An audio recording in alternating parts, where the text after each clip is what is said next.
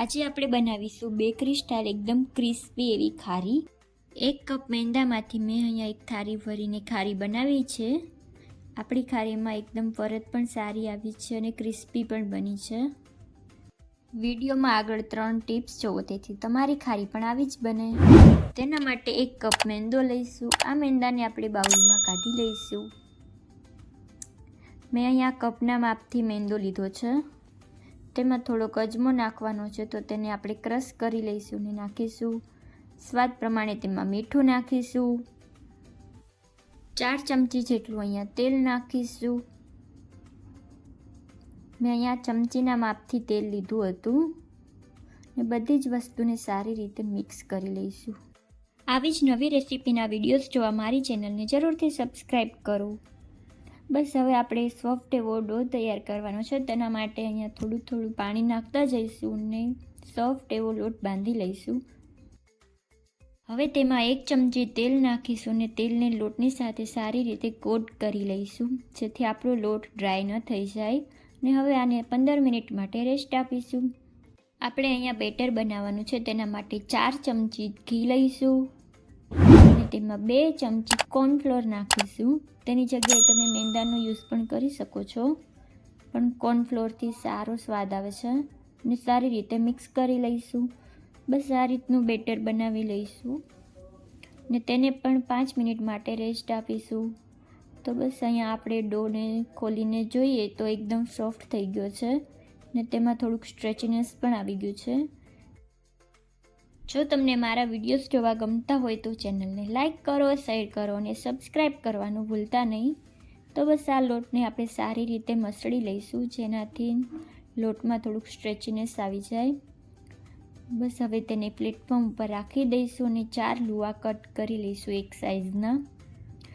બને તો આપણે 4 લુવા એક જ સાઈઝના બનાવીશું, જેથી રોટલી આપણી નાની કે મોટી ના બને.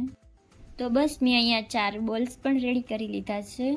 તેને લુવો એક તૈયાર કરી લઈશું ને થોડો નીચે કોરો લોટ સ્પ્રિંકલ કરીશું ને આ લુવાને બંને બાજુથી લોટથી કોટ કરી લઈશું.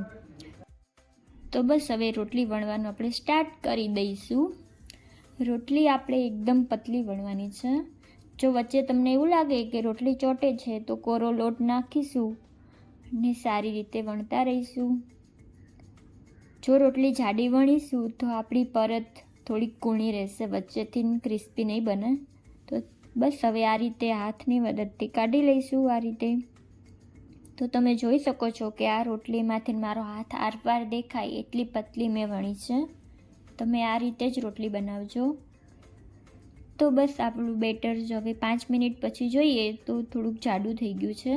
તેને રોટલી ઉપર નાખીશું ને એકદમ પતલી એવી લેયર લગાવવાની છે. એવું નથી કે બહુ વધારે પડતું લગાવવાનું. બસ પતલી એવી લેયર મેં લગાવી લીધી છે અને ઉપરથી કોરો લોટ સ્પ્રિંકલ કરીશું ને બસ એના માથે એક બીજી શીટ પણ આપણે મૂકી દઈશું રોટલીની ને તેમાં પણ થોડુંક આપણે બેટર બનાવ્યું હતું તે નાખીશું ને એકદમ પતલી એવી લેયર કોટ કરી લઈશું. ઉપરથી થોડો કોરો લોટ નાખીશું ને આ રીતે ફોલ્ડ કરી લઈશું ને તેમાં થોડુંક બેટર નાખીને કોરો લોટ નાખીશું. હવે રોટલીને બીજી સાઈડથી પણ ફોલ્ડ કરી લઈશું ને તેમાં પણ થોડુંક બેટર નાખીશું ને ફેલાવી લઈશું ને કોરો લોટ નાખવાનું ભૂલતા નહીં. બસ તેને હવે આ રીતે ફોલ્ડ કરી લઈશું. હવે અહીંયા બેટર કે કોરો લોટ નાખવાની જરૂર નથી. આને આપણે 5 મિનિટ ફ્રીજમાં મૂકીશું, જેથી આપણું ઘી છે તે બહાર ન નીકળે. તો બસ હવે આપણે આ રીતે વણી લઈશું અને એકદમ પતલી નથી કરવાની, મીડિયમ સાઇઝ રાખવાની છે. હવે તેને કટ કરી લઈશું. તમે સ્ક્વેરમાં કે તમને જે શેપ પસંદ હોય એ રીતે કટ કરી શકો છો. મેં અહીંયા બંને શેપની કટ કરી છે. તો તમે જોઈ શકો છો આપણે આટલી થિકનેસ રાખવાની છે, બહુ વધારે પતલી કે જાડી નથી કરવાની.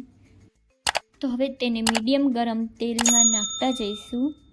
જો તેલ વધારે ગરમ હશે તો ખારીમાં પરત નહીં પડે અને ફૂલાશે નહીં, કારણ કે તે બહારથી લાલ થઈ જાય છે અને ફૂલાતી નથી.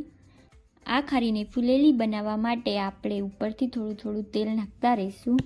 તો તમે આવી નાની મોટી ટિપ્સનું ધ્યાન આપશો તો તમારી ખારી પણ એકદમ ફૂલેલી બનશે. તો બસ હવે તેને આપણે કાઢી લઈશું. આવી જ રીતે આપણે બધી જ ખારીને તરવાની છે. જો ફ્રીજમાં મૂકીએ છીએ આપણે ખારી એટલે આપણું ઘી બારું નથી નીકળતું, અને આવી રીતે ચમચાની મદદથી તેલ નાખીએ છીએ તો આપણી ખારી એકદમ ફૂલેલી બને છે. બસ હવે તેને આપણે કાઢી લઈશું એક પ્લેટમાં. તો તમે જોઈ શકો છો મેં અહીંયા બધી જ ખારી તરી લીધી છે.